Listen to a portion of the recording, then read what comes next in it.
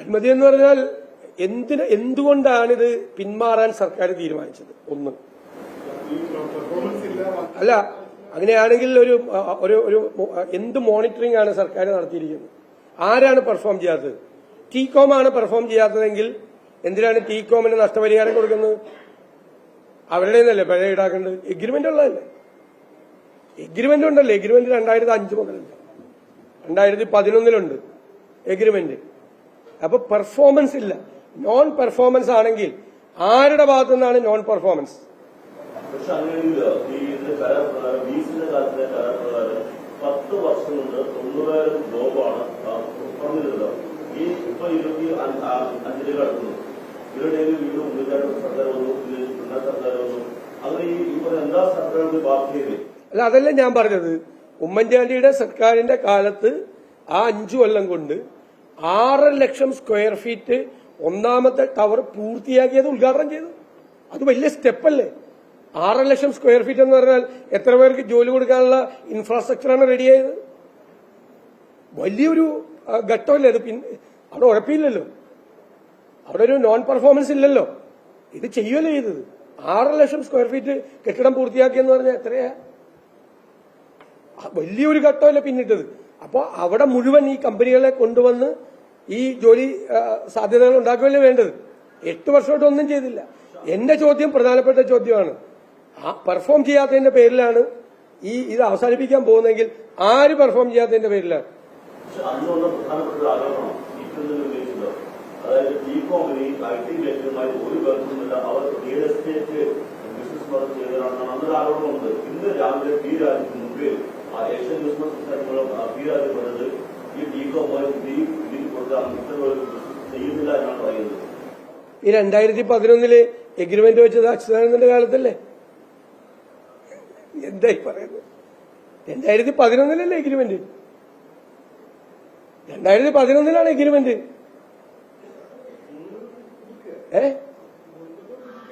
ആ 2011 എഗ്രിമെന്റ്.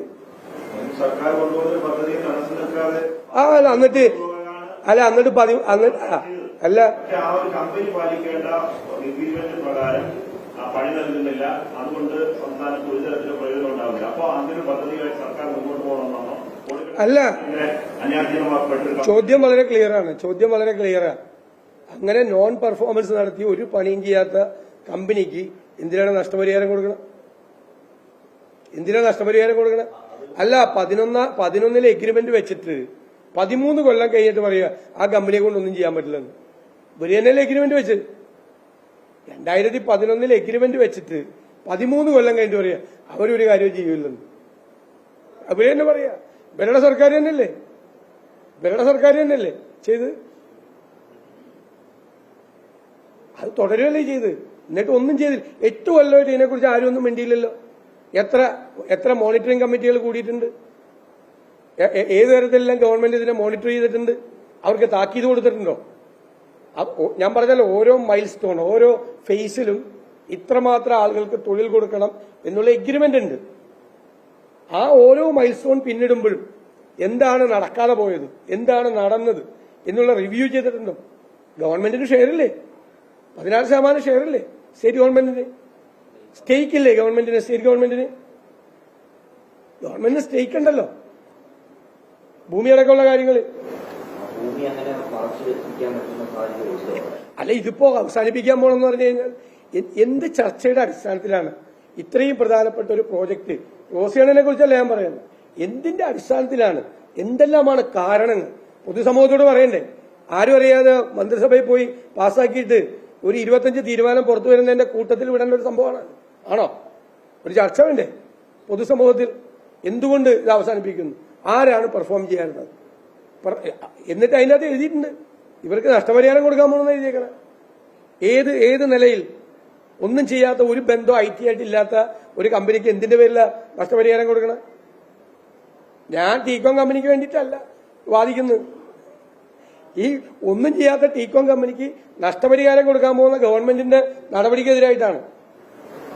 വെറുതെ നഷ്ടപരിഹാരം കൊടുക്കില്ല, ഒരു ഇൻഡിപെൻഡന്റ് ഇവാലുവേറ്ററെ നിയോഗിച്ച ശേഷം മാത്രമേ അതിലേക്ക് കാര്യങ്ങൾ പോകുന്നതാണ്. അപ്പൊ ഈ ഇൻസ്പെക്ടർ കൊടുത്ത ശുപാർശകളടക്കം അത്തരത്തിലുള്ള കാര്യമാണ് പറഞ്ഞേക്കുന്നത്. അല്ലല്ല, അത് അങ്ങനെ തീരുമാനിക്കാൻ പറ്റില്ല.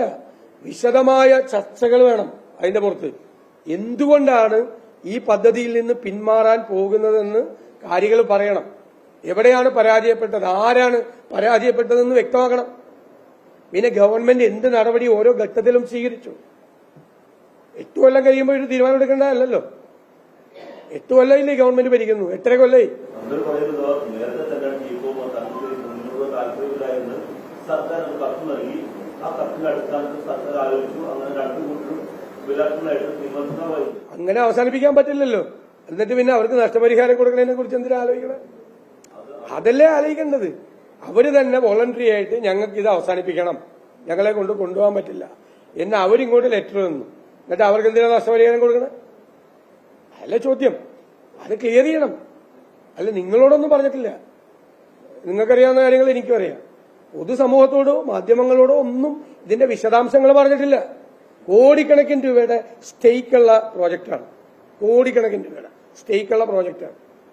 അങ്ങനെ വെറുതെ അങ്ങ് ഒരു മന്ത്രിസഭാ യോഗത്തിൽ തീരുമാനമെടുത്തവർക്ക് നഷ്ടപരിഹാരം കൊടുത്ത് ഈ ഭൂമി വല്ല ഇഷ്ടക്കാർക്കും കൊടുക്കാൻ അത് നടക്കില്ല കേരളത്തിൽ. വരട്ടെ. ഇതിൽ നിന്ന് പിന്മാറാനുള്ള തീരുമാനങ്ങൾ, വിശദാംശങ്ങൾ പുറത്തു വരട്ടെ. വളരെ ഗൗരവമുള്ള കാര്യമല്ലേ? കോടിക്കണക്കിന് രൂപയുടെ സ്റ്റേക്കുള്ള മാറ്ററാണ്.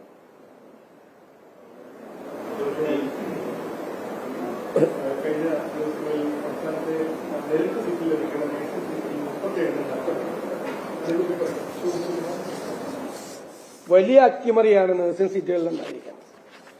ഇത് കള്ളക്കച്ചവടമാണ് വന്നിരിക്കുന്നത്. സർക്കാരിന് കിട്ടേണ്ട, മെറിറ്റിൽ കിട്ടേണ്ട 37 നഴ്സിംഗ് സീറ്റുകളാണ്.